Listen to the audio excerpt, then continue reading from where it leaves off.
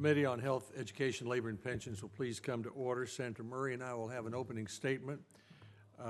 Then we'll hear from our witnesses, and then we look forward to questions and conversations between senators and witnesses. There's a lot going on in the Senate today, so there are people be coming in and out, but this is an interesting topic, and we look forward to it. President Trump has set as a goal zero tariffs. He said at the G7 meeting, no tariffs, no barriers.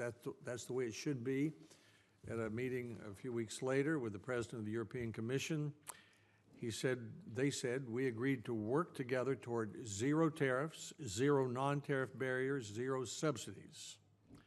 Today's an opportunity to make the case why zero tariffs are good for the U.S. auto worker, and I'll be using the impact of a essentially zero tariff agreement, the North American Free Trade Agreement, on the Tennessee auto worker to make my part of that case.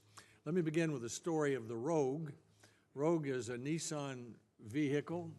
It's very popular in the United States. It's an SUV, small SUV. A few years ago, Nissan internally had a competition to see where to build it, whether in South Korea or Japan or the United States. And the Nissan plant at Smyrna, Tennessee, which employs 8,400 people, won that competition. As a result, all of the Rogues sold in the United States today are built in Tennessee. A major reason why Nissan was able to, the plant in Tennessee was able to win that competition with South Korea and Japan was because of the North American Free Trade Agreement and its zero tariff, essentially zero tariff policies.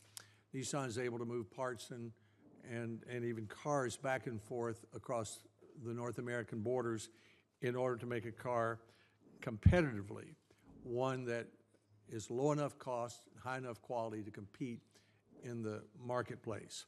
It's not always been true that U.S. automakers have been able to build a car competitively. If one reads David Halberstam's book in 1979, The Reckoning, he talks about how the Midwestern auto plants, which was most of our auto plants then, were growing not competitive with European and Japanese cars and were losing the market. What has happened since then is pretty remarkable, and it's especially remarkable in our state. Let me use a story as an example. 40 years ago, I walked across Tennessee in a campaign for governor, spending the night with people along the way. One family I stayed with was the Knight family in outside Murfreesboro, Tennessee, south of Nashville. Lillian Knight told me she was sad because she had twin sons, high school students. She said they're very smart, but they'll never get a job around here, and I'll never see my grandchildren. Well, 2 years ago, one of those twins, Randy, stepped down as the CEO of Smyrna's Nissan plant, which employs 8,400 people. Since that time, we've added the General Motors plant, the Volkswagen plant, and 1,000 suppliers. Auto suppliers are now in 88 of our 95 counties and are 1/3 of our manufacturing workers. 1 out of 15 vehicles made in the United States is now made in Tennessee, and none were 40 years ago. So it's important to us what happens in the auto industry, and much of all the good that I just described has happened since 1994, when NAFTA and its gradual move towards zero tariffs in North America went into effect. Tennessee auto jobs have nearly doubled since 1994. National auto jobs have doubled since 2010. It's true that many auto jobs were lost in the Midwest, about 3.6 million since 1994. But on the other hand, about 3.6 million jobs were gained in the southeastern United States. So the United States is producing about the same number of cars today that it did when NAFTA was signed. Half the cars, nearly, according to the Global Automakers Alliance, are built by so-called foreign-owned cars who make in the United States what they sell in the United States, like the Rogue. And the practical effect is that in our state, it meant family incomes have gone up as jobs which paid less are being replaced by auto jobs which pay more. Here's what President Trump said at the G7 summit in June. No tariffs, no barriers, that's the way it ought to be. And then later in July with the European Commission President, they said, we agreed today, first of all, to work together toward zero tariffs, zero non-tariff barriers, and zero subsidies on non-auto industrial goods. One of our witnesses, Stephen Moore, wrote in a piece for the Washington Times in July, quote, zero tariffs would be the ultimate victory for totally free and fair trade. It would advantage the United States most because we already impose the lowest trade barriers. Zero tariffs, in my view, are the right goal. Piling tariffs on top of tariffs, in my view, are the wrong goal. You don't have to be a math professor to figure that out. Nissan says it's 70% of the weight of the vehicles it makes in Tennessee and Mississippi are steel. The cost of steel is up since January by 40%, according to Steel Benchmark. That means a several $1,000s increase in the cost of a Rogue made in Smyrna. Or you can look at President Bush's experience with steel tariffs. He found out pretty quickly that while there are about 139,000 people, that's today's number, producing steel in the United States, there's 17 million Americans working in industry that use steel.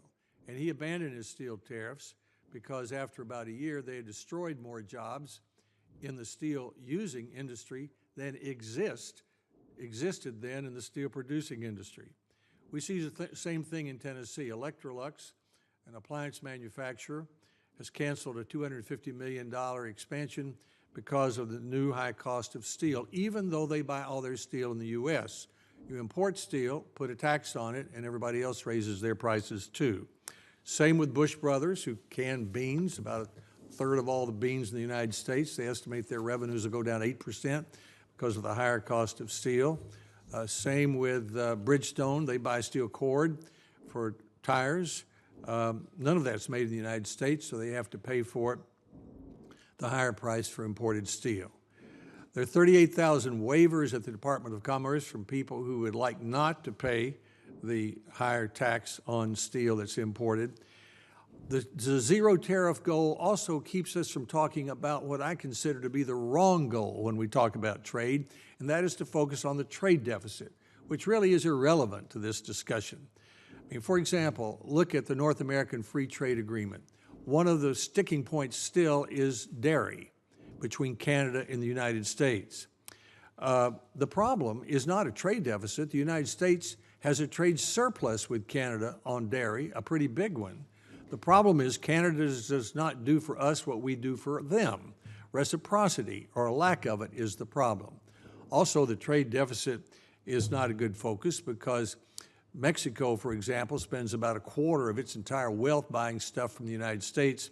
The United States spends 1/5 of 1% of what our GDP is buying stuff from Mexico. So the focus, and a zero tariff places this focus properly, should be on reciprocity.